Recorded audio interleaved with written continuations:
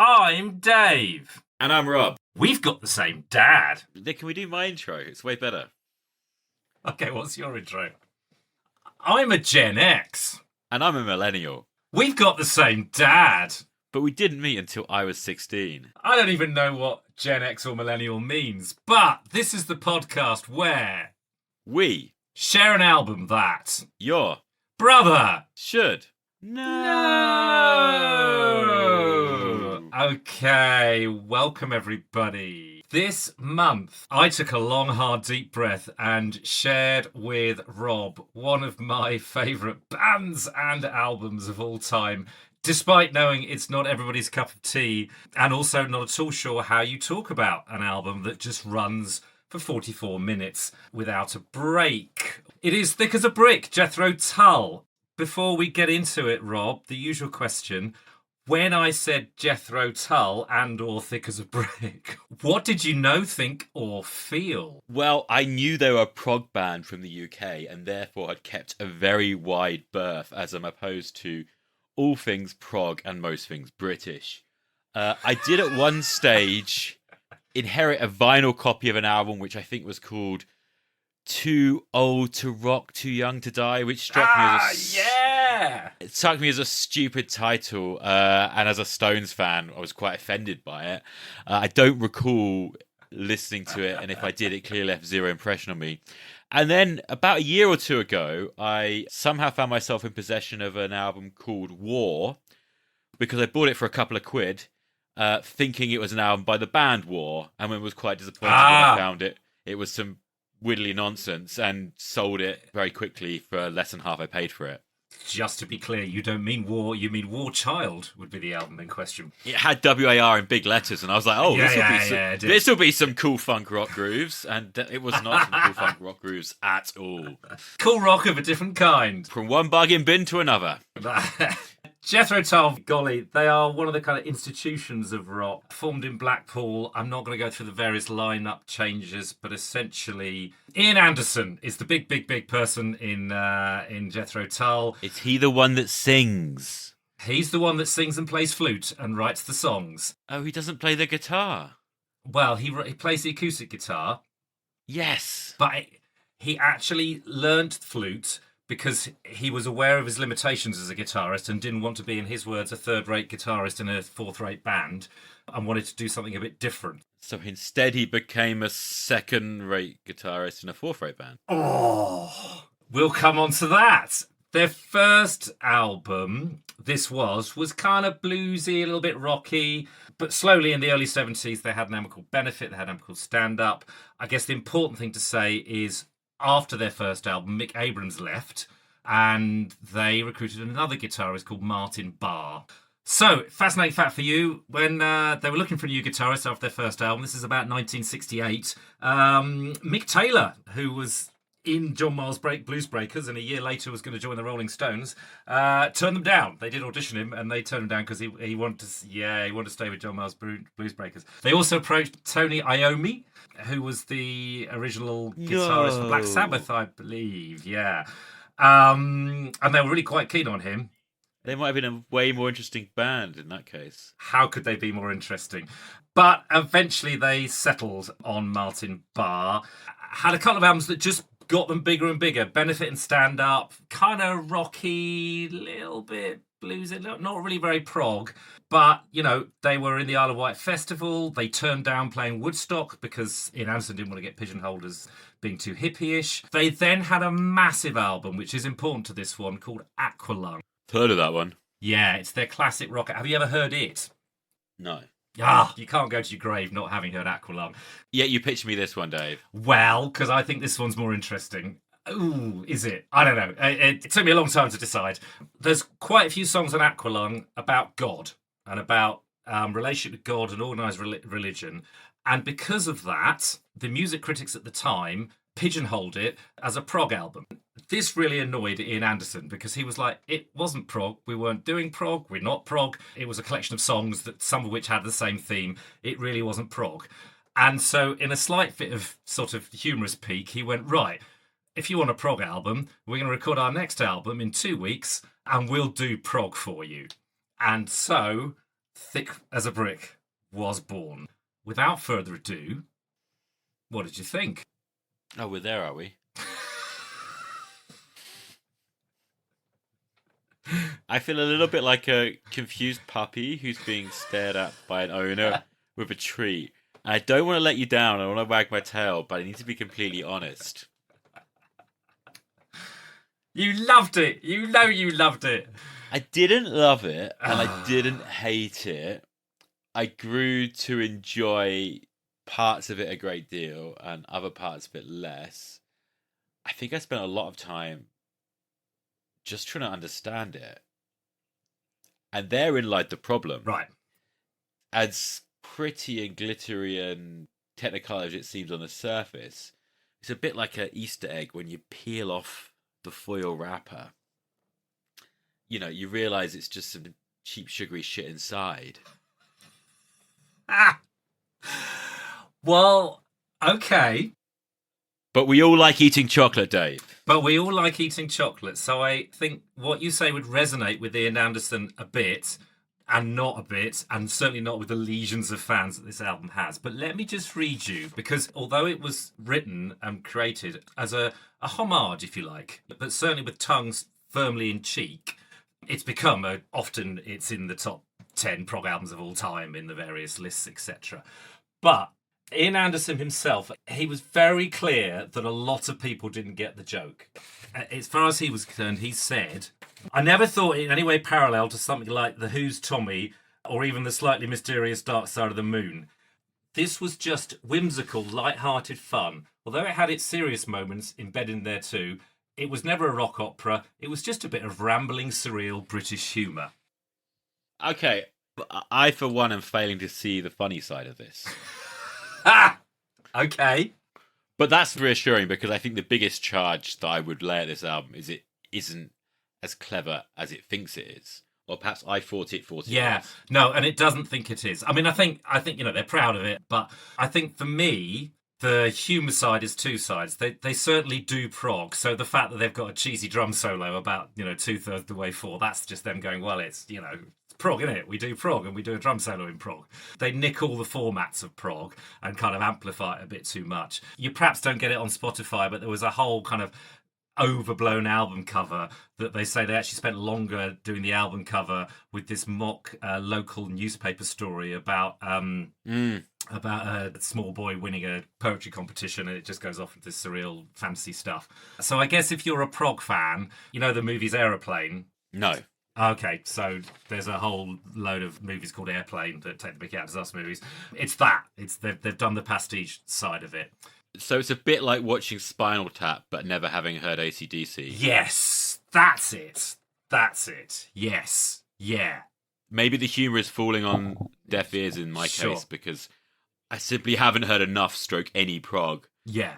So I thought they were probably being quite conceited and quite smug about their widdly cleverness. Yeah, and they do have, a lot more albums of simple songs as well. So that it's definitely them with a little bit of tongue in cheek taking the piss out of this the monstrosity that prog can be. It's interesting you talk about albums of songs because I feel like the more I listened to this record, the more I realised it wasn't this elaborate tapestry of different musical ideas woven together. Really, it was 6 or 7 different songs, which were kind of medley together, and then towards the end and in certain places, some of those riffs and ideas return. Sure. And again, some of the ways they're restrung together are quite intelligent, but you pitching me this directly as a response to Flying Lotus's You're Dead, well, I think the level of haberdashery is not quite comparable. Oh, that's interesting. Okay, well, there we disagree, because I think that prog can be created by someone having a very overall picture and filling in the blanks, and you don't see the gap.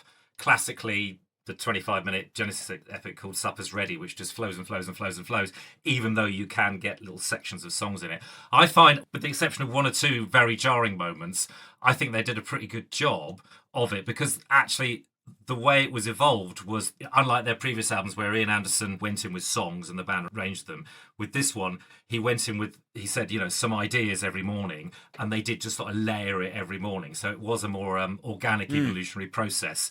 But it was only 2 weeks. And I think actually to have created all this lot in 2 weeks is quite staggering. No, I would just say there's a lot of ideas here, but not all ideas were created equal. Maybe we should walk through it a little bit. Sure. So, and this is what I mean about songs. I think the first half especially, you can pretty much break it up into 4 distinct songs with a few kind of interlude bits, which sometimes are repeating and sometimes it just wants to plug the holes to remove the necessity for silence, you might say. But yeah, there's very much that pretty song where it's, you know, it's very much a verse chorus folky thing that happens, and then there's a little bit of a kind of minor key change around the 2.5 minute mark, and then 30 seconds later you get that frenetic on the beat riff, which I really enjoy that riff. But you know what, it comes back and a gack and a back, and you know, and then that, you know, that kind of has some vocals over it, and then it has a solo over it, and then it does change key and the solo carries on. And then it's an acoustic version of the same riff. So again, we're just dancing on one idea. But it's kind of just one instrumental interlude. And then around 5 minutes, we kind of go into this 2-chord thing. Yeah. Which, again, has a very distinct verse, chorus, with some epic guitar wankery in the middle. But again, it's very much one song that runs from just after 5 minutes to just after 10 minutes. Sure. You know, it's kind of a second complete song that's just been sandwiched between this cool riffy bit. And then there's a bit more of organ flute interlude bit. It gets all a bit barky in. And then around 12:40, you get the really quite... I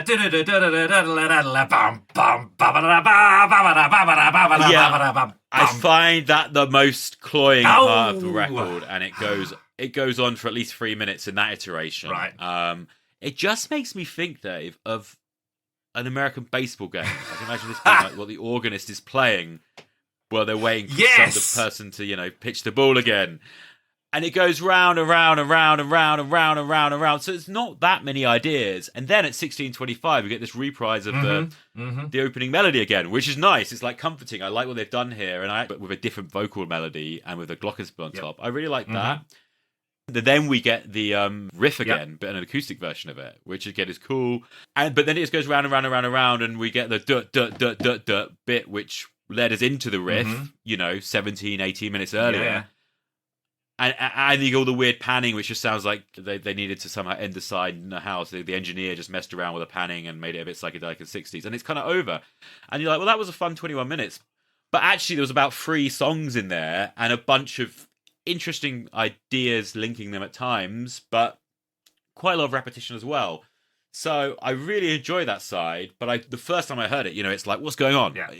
But having actually kind of sat down and listened to it more and more, it's one of those, as I say, the shiny wrapper is a little bit misleading with the contents almost. Okay, so 2 things for me. One is, I think musically, I put this in the same bracket as Crime of the Century, Supertramp, which we did in the first episode.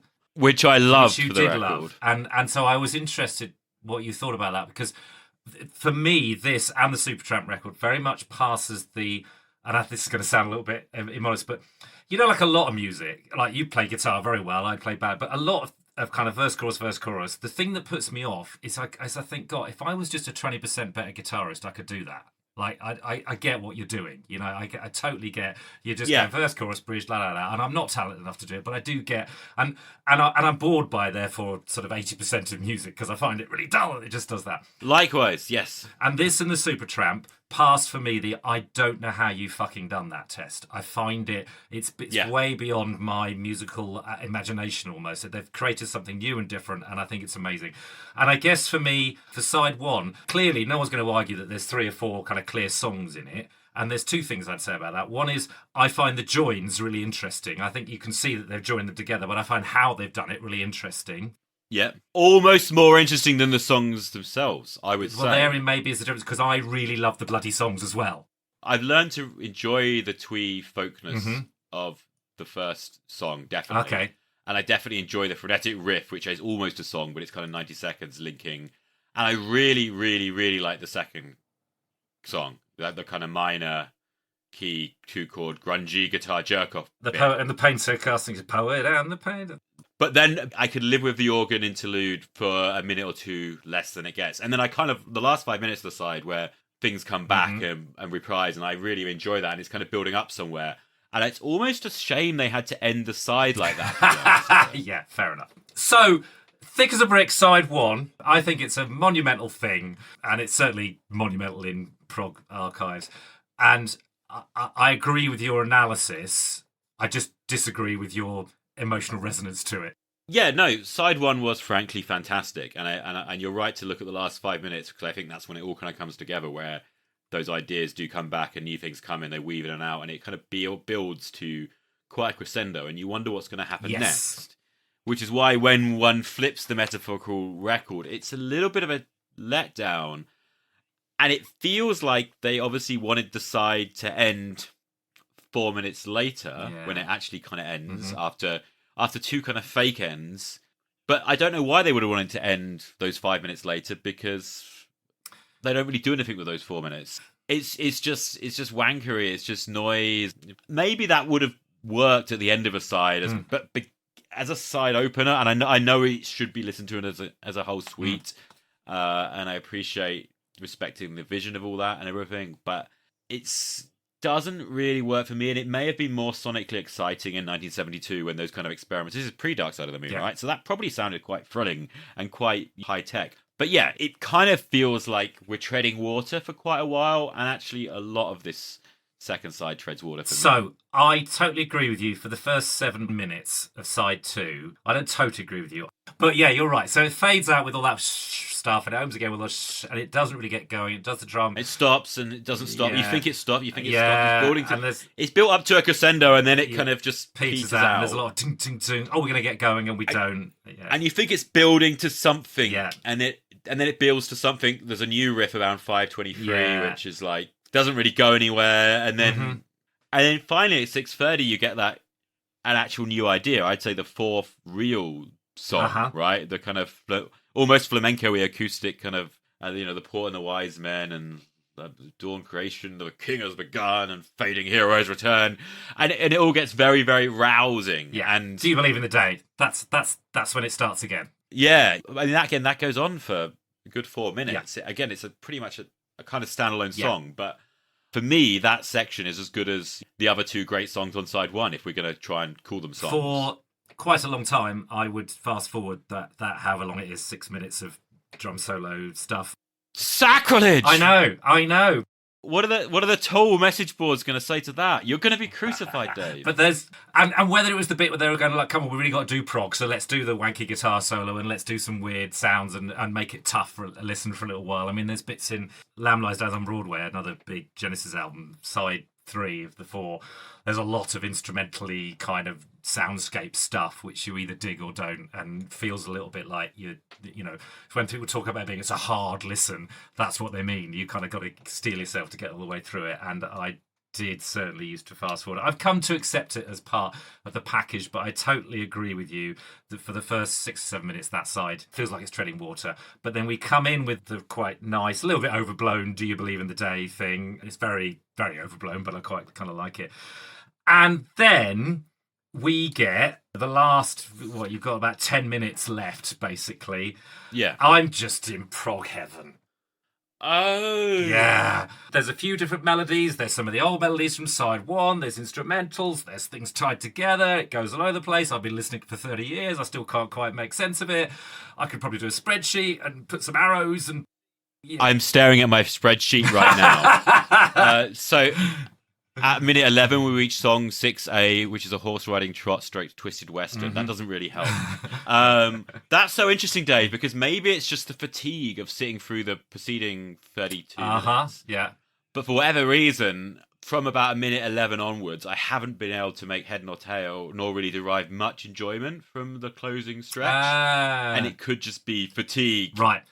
Because I think there's too much repetition. There's not enough new things happening. So when they bring something old back, I'm like, oh, here we go again. And when it's something new, I'm probably too tired to take it in. So it all gets a little bit soupy for me at this point, to be honest. Okay. It doesn't seem to be bringing anything new or enough new to the table. Okay. I mean, I kind of detected kind of a new idea in this horse trot, which comes in again at 18:20. It's the anthemic end bit where we're waiting for the Superman for president or Robin save the day when it comes back in. Like, that's song 6 for me. Yeah. But it's so kind of convoluted because I say it kind of comes in at minute 11 and it comes back at minute 18, and between about 15:40, there's another kind of riff happening, and there's these fleeing solos. And at this point, I think it's just lost focus for me to be able to pay attention, which is probably to my discredit and its credit. Mhm. But yeah, I ceased deriving enjoyment around minute 11 of side 2. Okay, so you've done the Do You Believe the Day and yeah. I'm going to get really nerdy here. So clearly, they always saw it as one suite of stuff, but it originally released on LP, so you had to flip it over. So I have a CD that talks about Thick as a Brick Part 1 and Thick as a Brick Part 2, where the timings you're talking about would make sense, because you've talked about minute 9, meaning minute 9 of track 2. But I also have a CD, I think one of the remasters, where it's all just one track. So my timings are all about 33 and 36 minutes, whereas yours at the moment are about 1 and 11 and 10 minutes of side 2. So that's just, there'll be nerdery around that as well. Is this the nerdiest episode I've ever done? Well, come on, it's about Jethro Tull. It was going to go that way. Yeah, I suppose all I can do is say, try putting the needle in the record 7 minutes into side 2 as a kickoff one day, and just without any of that, which again might be sacrilege, but I get that by that time you're a little bit punch drunk with all this. You know what, Dave? I felt I'd be betraying the album's intent if I didn't do it in a single sitting. Yeah.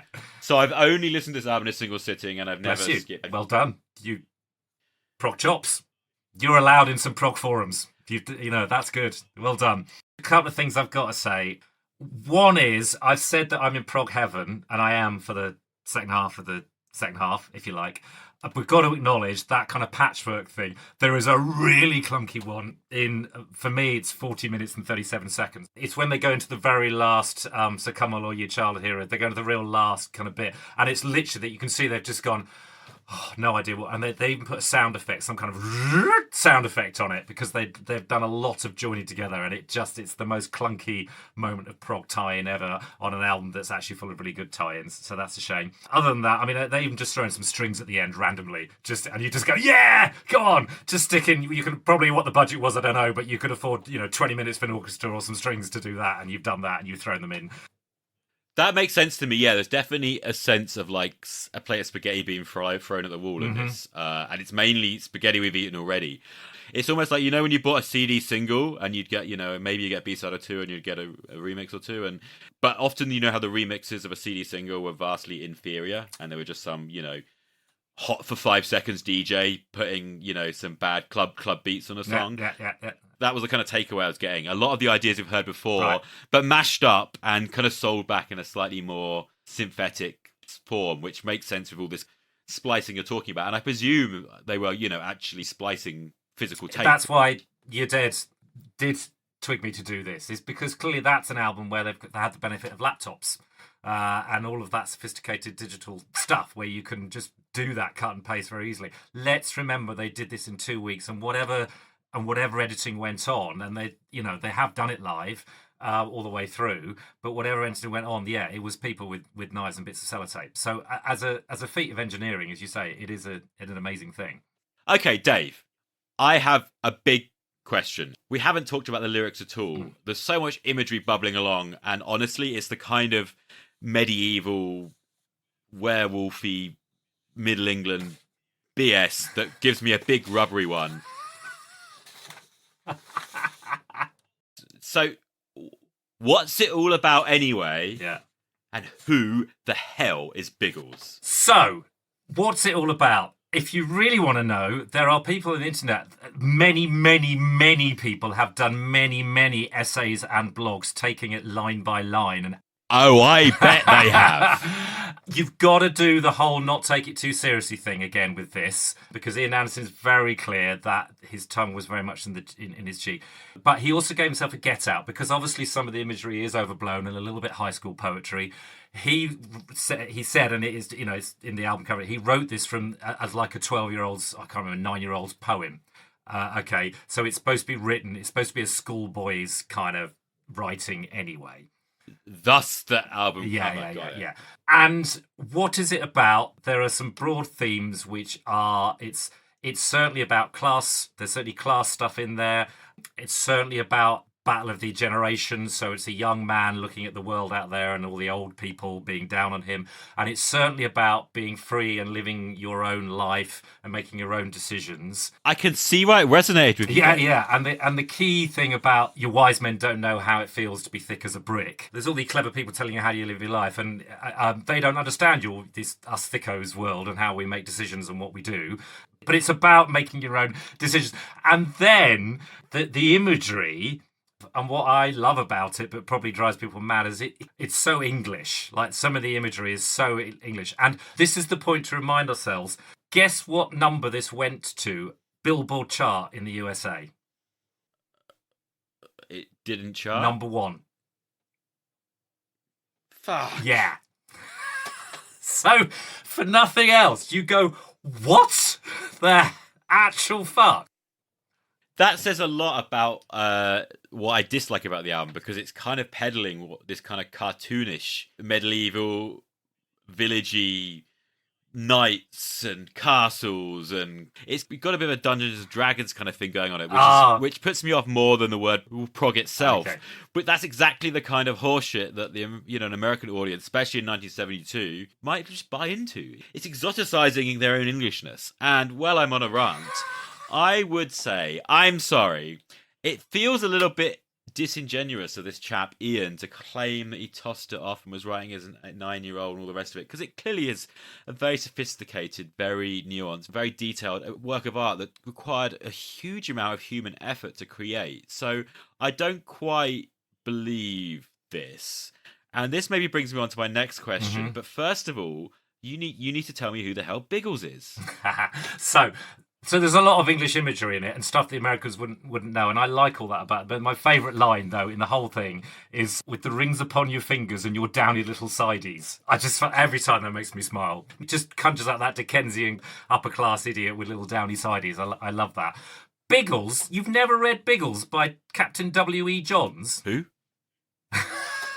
Okay, so Biggles... I'm a millennial, Dave. Okay. So, I'm too old for Biggles. So think pre-James Bond, set of kids' books, and all the books are like, Biggles does America, and Biggles rides again, and Biggles does this, and Biggles does that. And he was in charge of a little group of men and planes, and did exciting things, certainly in the Second World War ones, against the Germans. And he was one of those sets of literature for boys in England that was very patriotic, very upper class talking to lower class about how you do your sense of responsibility to God and the King. So think Baden-Powell and the Scout movement, but captured in a set of fictional books about someone flying around shooting Nazis. Sounds absolutely horrible. So he's referencing that, as well as Superman and teaching your kids to play Monopoly, which I find hilarious as well. And I love the line also, will you make your will and testament, will you join your local government? That's just like, couldn't be anything other than kind of Southern England rubbish. So I love all those twee bits, but I can see how that just turns people off. Yeah, so how representative is this album of the rest of their work? I would say there's roughly 4 periods of Jethro Tull. There's pre-Thick as a Brick, where it's kind of songs, complex songs, but songs, rock, blues, bit of jazz, bit of classical stuff in there. Done. This and a passion play. So they went on to do another album after this. It's never been as big, but it's another 40-minute long song called a passion play, which is I've actually really like, but generally thought of as a bit of a Thick of the Brick light.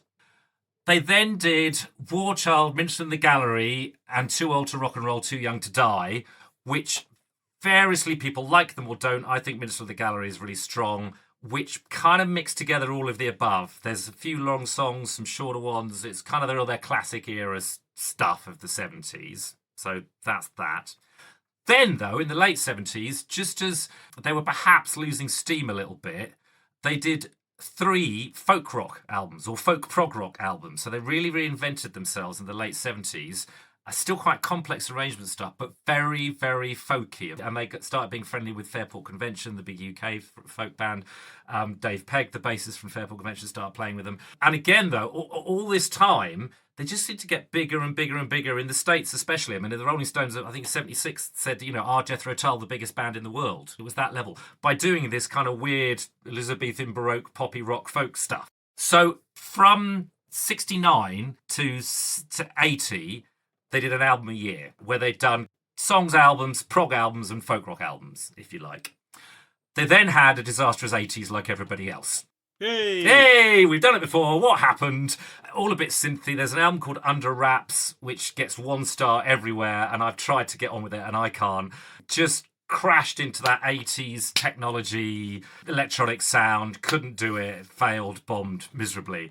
But I've got to talk about the album Crest of a Knave in 1987. Have you heard about Crest of a Knave? I don't know a nugget about No Knave. So they had a massive return to form in the late 80s with an album called Crest of a Knave. Ironically, some of it, when you hear what I'm about to say, was with a drum machine. It was a bit stripped down, a bit Dire Straitsy, actually. So there was kind of complexity, but it was more straight ahead rock. It was pretty good. I've enjoyed it. In 1989, Jethro Tull and Metallica's And Justice for All were nominated for the Best Hard Rock Metal Performance at the Grammys.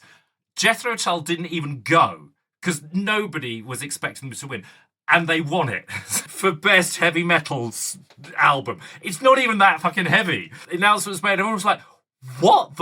What? And they were like, and then in the next day, their record company brilliantly took out an advert with a picture of a flute going, the flute is a heavy metal instrument. To Metallica's credit, they saw the funny side. When they eventually did win the Grammy in 1992, their singer joked or said, first thing we're going to do is to thank Jethro Tull for not putting out an album this year. So they kind of they praised it. But yeah, so that's their kind of other but major thing in musical history, and no doubt did their sales no harm at all. So they had that brief renaissance, and then since then have released quite a lot of albums, none of which I've particularly got on with. Rocker Island I had, Roots to Branches I've got.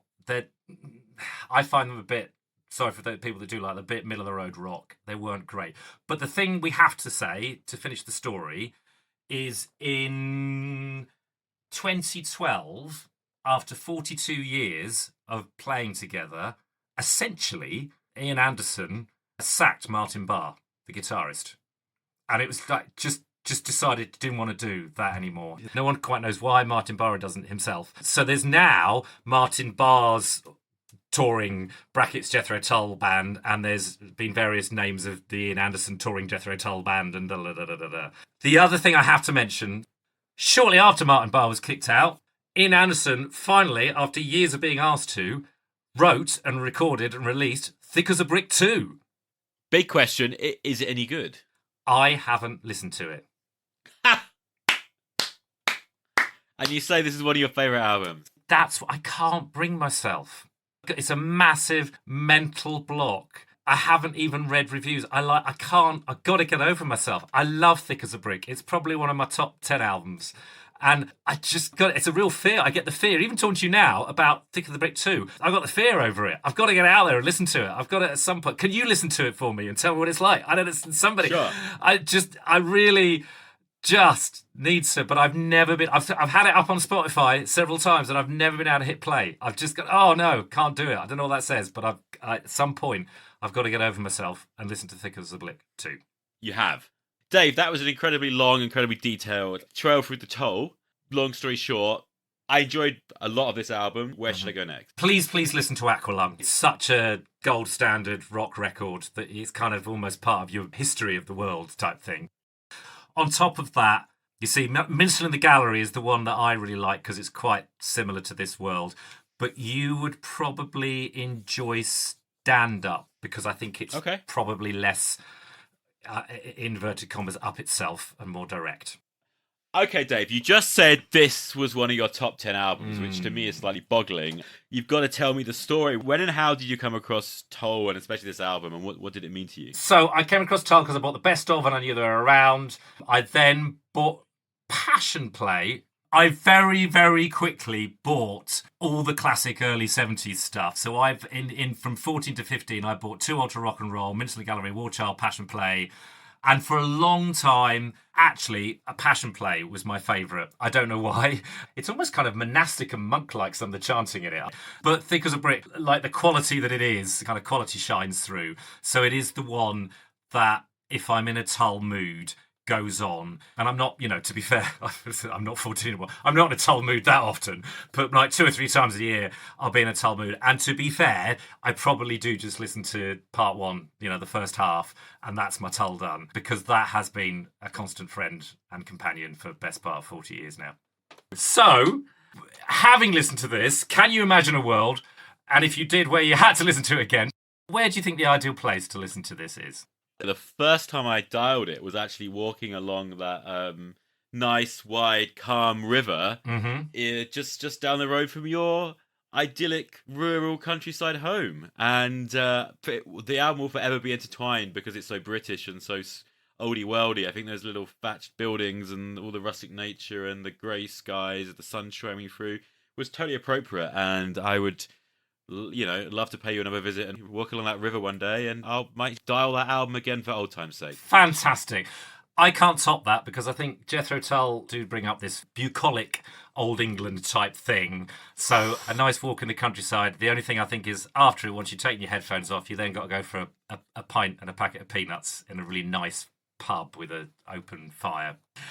Finally, have pitched you Jethro Tull. You didn't hate it. So that's good. What on earth are you going to pitch me in response to that? Well, after that epic indulgence, I am digging into the lowest of the bottom drawers and pulling out the guiltiest of guilty pleasures. I'm not even sure if I like this anymore, but there's an album that I fell in love with as a wee lad, one of the first albums I ever heard, and I was obsessed with it, and it's turning 30 this summer. So consider this revenge. I'm really eager to revisit it, and I'm going to make you go on a journey with me, Dave.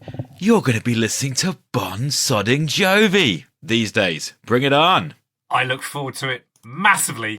Thank you very much, Rob. And thanks for listening if you have been. Bye.